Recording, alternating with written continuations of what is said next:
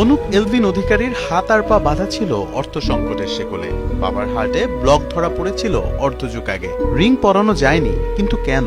খরচ বেশি? কত টাকা লাগে? চোখে টল টল জল নিয়ে দাঁড়িয়ে থাকা অসহায় পরিবারটিকে জিজ্ঞাসা করলেন তামিম ইকবাল খান। সাধ্য যেহেতু নেই তা জানার চেষ্টাও করেননি তারা। আধার ব্যাপারের কাছে তো জাহাজের খবর থাকারও কথা নয়। কিন্তু মুহূর্তেই যেন বদলে গেল প্রেক্ষাপট। তামিম জানালেন অনুপের বাবার রিং পরানোর সব খরচ নিয়ে নিচ্ছেন নিজের কাঁধে। এক মধ্যবিত্ত বাবার হৃদয় সুস্থ করতে এভাবেই এগিয়ে এসেছিলেন খান সাহেব। কিন্তু আজ তার হৃদয়টা যে বড্ড অসুস্থ। হৃদস্পন্দনের অভাবে তামিম হাসপাতালে সফেদ বিছানায় চালিয়ে যাচ্ছেন লড়াই।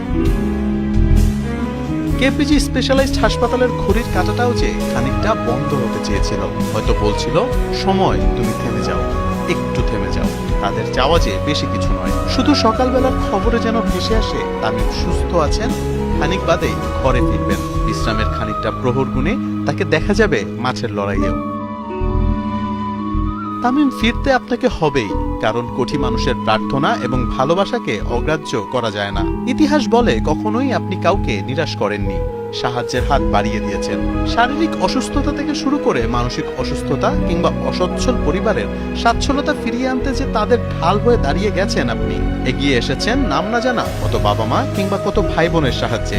আজ তাদের করজোরে প্রার্থনা যে আপনার সাথে আছে। আপনি কি শুনতে পান অসুস্থ শরীর দেখে ছোট শিশুর সেই কান্নার শব্দটি? তামিম, আপনার চোখ যে খুলতেই হবে, কারণ হাসপাতালের বাইরে যে কান্না ভেজা চোখে দাঁড়িয়ে আছে আপনার কোটি সমর্থক। দোয়া একটাই, চাওয়া একটাই, ফিরে আসুক তামিম ইকবালের পরিচিত সেই হাসি মুখ। এবং ওনার ওই ক্রিটিক্যাল কন্ডিশন থেকে যতগুলো চিকিৎসা প্রয়োজন সবকিছু করা হয়েছে এবং আল্লাহর রহমতে যে কন্ডিশনটা আসলে অনুকূলে আছে। আচ্ছা, এখন পর্যন্ত তামিমের শারীরিক অবস্থা যথেষ্ট উন্নতি হয়েছে।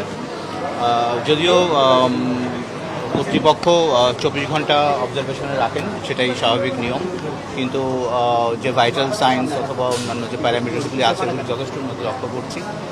তামিমের জ্ঞান ফিরছে, ওর ওয়াইফের সাথে কথা বলছে, এখন ভালো আছে। আমি দেখছি তামিমকে, জ্ঞান আসছে, ভালো আছে এখন সে।